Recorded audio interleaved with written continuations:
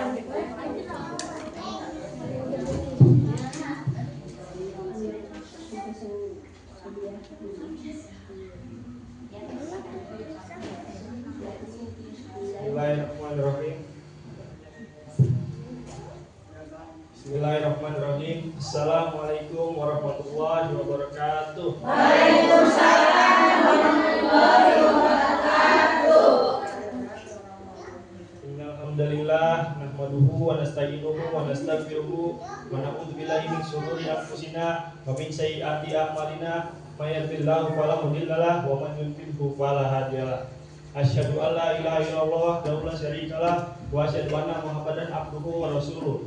Allahumma shalli wa sallim wa barik ala sayyidina Muhammad wa ala alihi wa sahbihi ajmain. Amma ba'du.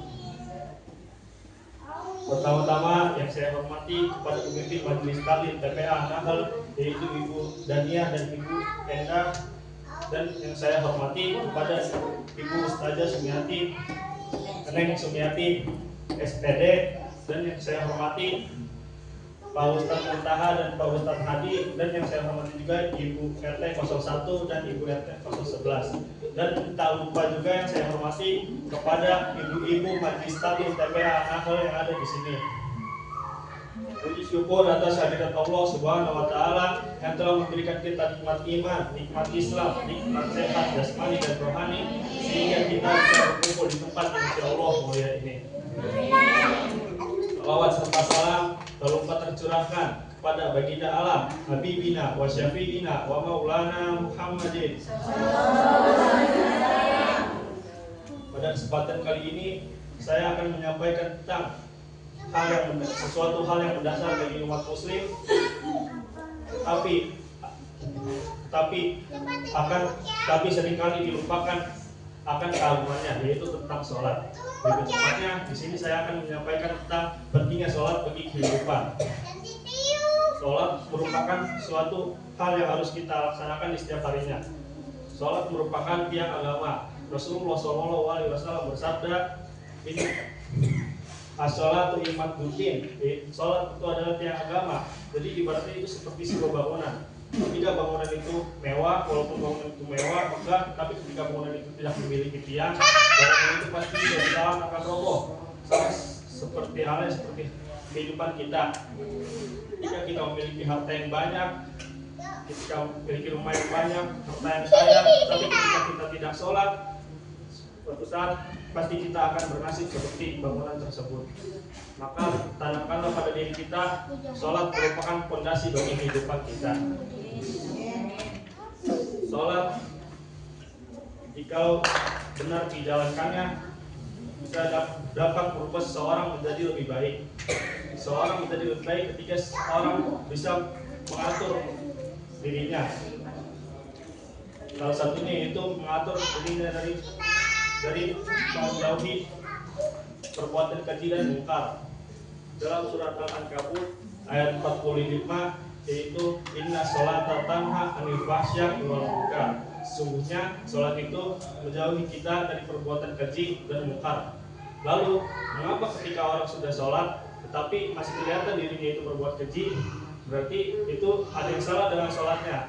Maka renungkanlah diri kita, apakah kita selama ini sholatnya sudah benar? Apakah kita selama ini sholatnya diterima? Maka ketika kita tahu kita sholatnya belum benar, maka perbaikilah mulai dari sekarang. Sholat juga mendatangkan ketenangan, dimana ketika jiwa kita tenang, pikiran itu menjadi lebih terbelah. Tapi pada hakikatnya yang membawa ketenangan yaitu ialah berzikir. Lalu mengapa sholat itu termasuk membawa ketenangan? Karena sholat itu utamakan dari semuanya.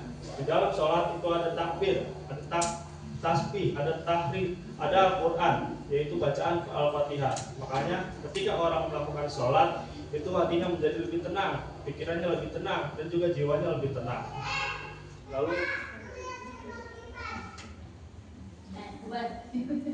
Lalu sholat juga merupakan sarana terkabulnya doa dan tempat curhat kepada Allah.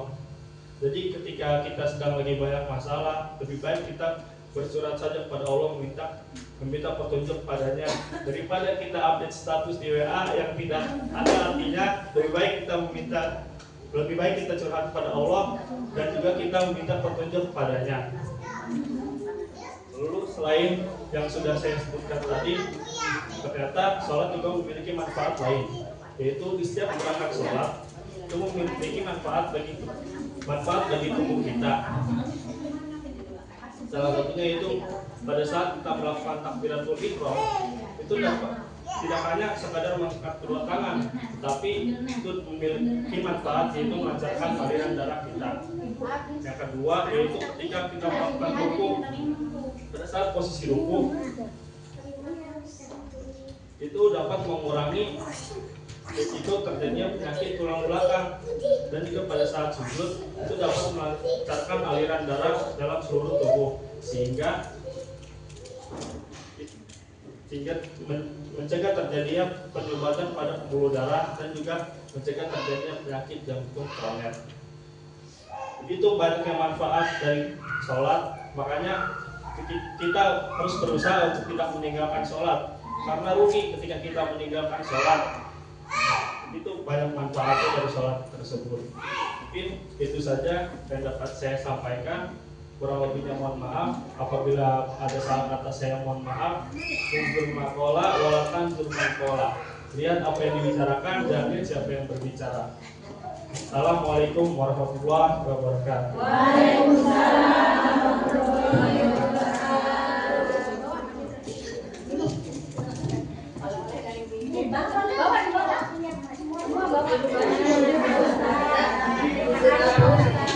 Ya, terima kasih kepada Nanda Indra Bustaman. Jangan dilihat harganya, jangan dilihat isinya, tapi dinilai dari kebaikan ibu-ibu.